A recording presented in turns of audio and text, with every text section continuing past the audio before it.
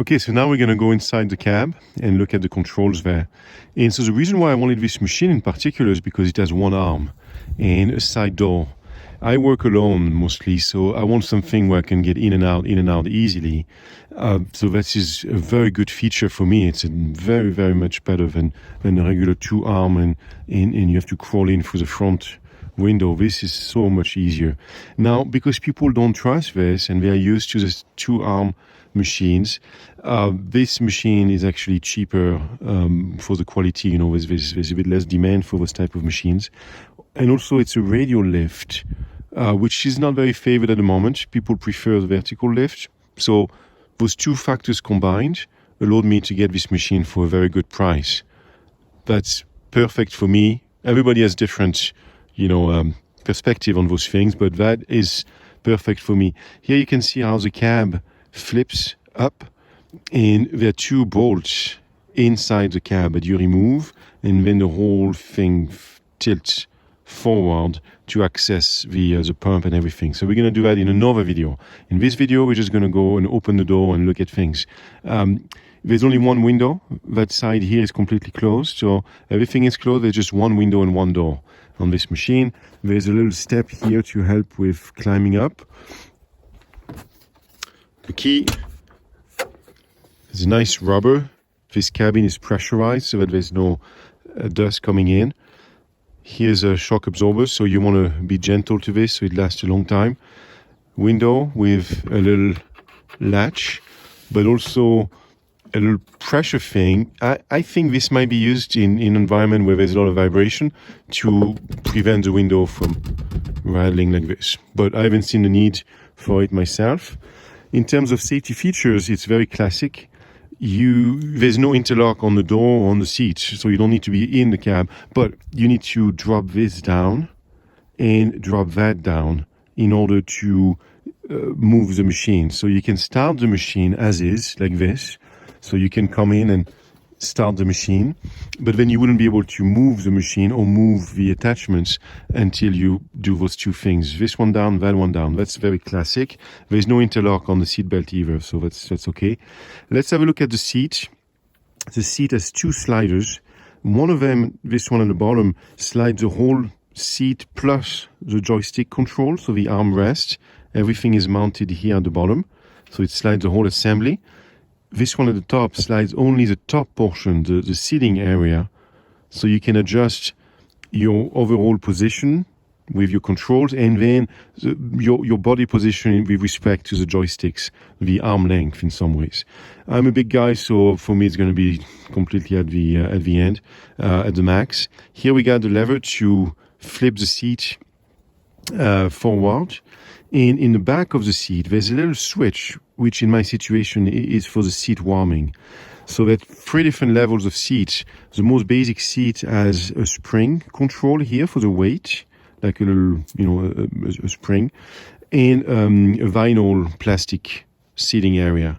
Then the upgrade that you can see here is the air seat. So if you see a button that is rotating, that's a regular spring, a mechanical.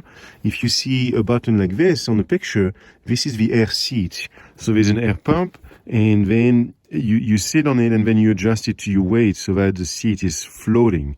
That's very comfortable, especially for long durations. In my situation, it doesn't make a difference because I'm not a professional. But for some people, it might be a very nice feature. Here is a cabin air filter that I need to access, clean, and change. On the other side of the machine, there's the Hvac Entrance. So that's on my list of things, and there will be a future video about this, the Hvac system, which has, the Hvac system is here, and then that will be for the air itself. And then there's a cabin air. And on the same topic with HVAC, there is 1, 2, 3, 4, 5, and there's one at the bottom here. There's 6 air vents. So from what I understand, this might be the entry, the input, and then the 6 of them, the output. I don't know how they do the pressurize of the cabin. That's something that I need to research, and we'll have a future video about this. Here we have the wiper and the washer. And the motor is probably behind this box. and this is the emergency latches to remove the front window. I don't know how easy it is to do it. Maybe in the summer I could remove this and leave it open to get some fresh air, or not. We'll see. For now, I find it very comfortable. I really enjoy it. Behind the seat, there is a plastic box with the user manual, and the seat rails are a little sticky, so I need my both hands to move it, but I'm going to move the seat and show you behind it. So here's behind the seat. So you push that lever backwards and it unlatches it, and then the seat can go there. This is a seat warmer, and in this box is the user manual, hopefully. Behind this trap is the fuse. So that's one of the fuse boxes. There's another fuse which is in the engine compartment near the battery. We're going to look at it another day. Down here are the bolts to tilt the cabin up. This armrest also has a little shock absorber so that it's easy to lower down. And inside here you find a 12-volt cigarette lighter, and then that's just a little bit of storage here, the joystick. Here we have the controls for the HVAC. So that's the speed of the fan, and this is the temperature setting. Now, this is for the AC unit. So by default, the AC unit is off, and in order to turn it on, you have to turn the fan first, and then you can activate the AC unit, which once again is right here. This is a radio, which is also an option, and there's not much to say about it. There is an auxiliary input here with a jack, so I might want to try to route a new wire that goes all the way around and maybe into that box, so that I can put my iPod in here and listen to music. Otherwise, I just listen to NPR. That's my go-to, and I'm very happy about it. Nice mirror. I might want to add a camera. So same thing, I'm going to tap into power, put a camera screen, and put a camera either on top here or at the edge of the radiator here. I'm not sure exactly how I'm going to do this, but we're going to work on that. So, and then there's a little skylight there. Here we have cabin light. And the loudspeakers are not visible here. They are protected behind, which is kind of a nice feature because that way they stay clean. So that's how it works. And those control like the radio, it's everywhere. It turns into like thorium. They work also. So here we go. This is everything. We can look at it from the comfort perspective.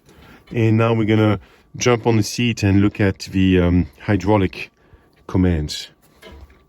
So with the key on, the engine is off, but the key on, you can start the fan. And then you can also toggle the air conditioning. And so when you do that, you can hear the air conditioning unit in the back starting its fan. And if I turn off the HVAC fan, then it turns off everything, of course. So there are two different fans. One of them is for the airflow, and then the other one is the fan for the air conditioning system. So that's all for this video. Next video, we're going to look at the hydraulic systems.